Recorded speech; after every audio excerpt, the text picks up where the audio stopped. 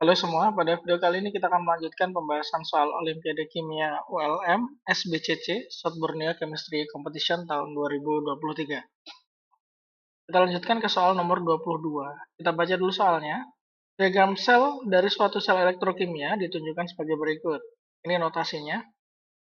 Nilai hasil pengukuran potensial sel standarnya adalah 0,35 volt. Diketahui bahwa potensial reduksi klor bernilai 1,36 volt. Yang ditanya, nilai standar potensial reduksi dari PU4+ menjadi PU3+ adalah berapa volt? Oke, di sini kita mulai dari notasinya dulu ya.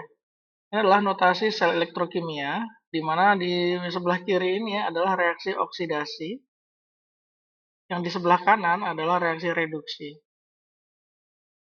Oke, kemudian yang diketahui di sini adalah potensial sel standar. Artinya ketika oksidasi dan reduksi ini terjadi bersamaan, potensial yang dihasilkan adalah 0,35 volt. Nah, di sini diketahuinya adalah selain potensial sel, diketahui potensial reduksi klor. Jadi kalau klor ini reduksi sendiri, hasilnya adalah 1,36 volt. Nah, prinsipnya itu adalah seperti ini. E0 sel itu adalah senilai dengan E0 dari yang oksidasi ditambah E0 dari reaksi reduksinya. Nah, dalam hal ini, dalam notasi sel, E0 reduksi itu adalah punyanya klor, 1,36. Berarti ini kita tulis dulu aja 1,36. Sedangkan 0,35-nya ini adalah potensial sel. Potensial sel kita tulis di ruas kiri ya, 0,35. Nah, dari sini kita akan bisa dapat nilai potensial oksidasinya. Di mana reaksi oksidasi ini adalah reaksi Pu3+ menjadi Pu4+. Gini ya, tambah 1 elektron. Kita bisa langsung hitung saja potensial standar oksidasinya adalah 0,35 dikurangi 1,36. E0 oksidasinya ketemu sebesar minus 1,01 volt. Ada tanda minusnya ya, tapi ini adalah E0 oksidasinya. Yang ditanya adalah E0 reduksi dari Pu4+ dan Pu3+. So, dengan kata lain kita tuh sebenarnya sudah menemukan E0 dari Pu3+ teroksidasi menjadi Pu4+. Ini kita udah tahu E0-nya adalah si E0 oksidasi ini, minus 101. Nah, yang ditanya itu adalah potensial reduksi Pu4+ menjadi Pu3+. Yang ditanya ini, Pu4+ reduksi menjadi Pu3+. Ini berapa E0-nya? Coba kalian perhatikan, Pu3+ menjadi Pu4+. Yang ditanya Pu4+ menjadi Pu3+. Ini adalah kebalikannya ya. Ada satu prinsip dalam perhitungan E0. Apabila reaksi dibalik, maka E0 berubah tanda. Nilainya tetap hanya saja berubah tanda.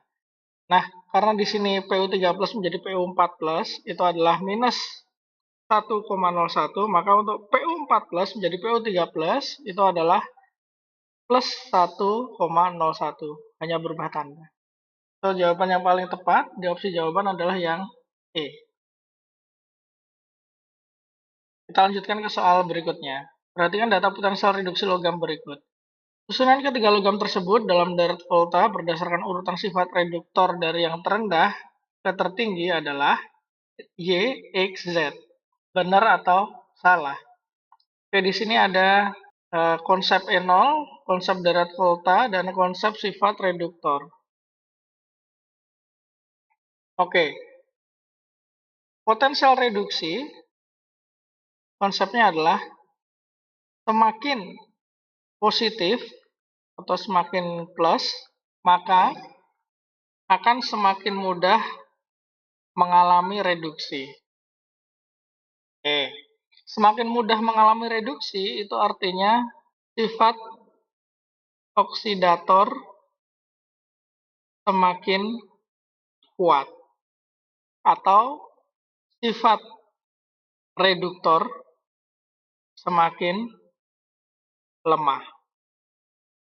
Ini adalah hubungannya antara E0 yang bernilai positif dengan sifat oksidator dan reduktornya. Nah, selain sifat oksidator dan reduktornya, nilai E0 ini juga berhubungan dengan deret volta. E0 rad semakin positif, maka posisi di dalam deret volta semakin ke kanan. Kita diminta untuk mengurutkan sifat reduktornya dari yang terendah ke tertinggi. Kita lihat, semakin positif, maka reduktornya semakin lemah. Ada X, Y, Z. X ini minus 2,90, Y ini minus 0,13, Z ini minus 0,76. Berarti yang paling positif adalah yang Y. Karena Y yang paling positif, maka Y yang paling lemah sifat reduktornya. Paling lemah. Kemudian disusul dengan 0,76. Nah, ini kalau ini paling lemah nomor 1, yang ini paling lemah nomor 2. Yang X itu adalah yang paling kuat. Gitu. Jadi urutannya harusnya kalau sifat reduktor dari yang terendah ke tertinggi itu adalah Y, dilanjutkan Z, dilanjutkan X. Di pernyataannya dia bilang Y, X, Z. Berarti pernyataan ini adalah salah, false. Begitu. Nah, sekarang mari kita lanjutkan lagi ke soal berikutnya, nomor 24. Reaksi elektrolisis larutan yang menghasilkan gas O2 pada anoda dan tidak menghasilkan gas H2 pada katoda dengan penggunaan elektroda C adalah. Oke, kita masuk ke ini aja, kriteria reaksi yang menghasilkan oksigen dulu. Untuk bagian anoda, kriteria anoda yang menghasilkan oksigen itu adalah dia yang pertama larutan. Ini udah dibilang larutan ya. Oke, larutan. Selain larutan, zat terlarutnya mengandung anion harus berupa senyawa-senyawa okso, seperti contohnya adalah NO3-, kemudian SO42-, kemudian CO32-, dan seterusnya. Gitu ya. Itu syaratnya supaya anoda menghasilkan oksigen. Nah, sekarang untuk bagian katoda.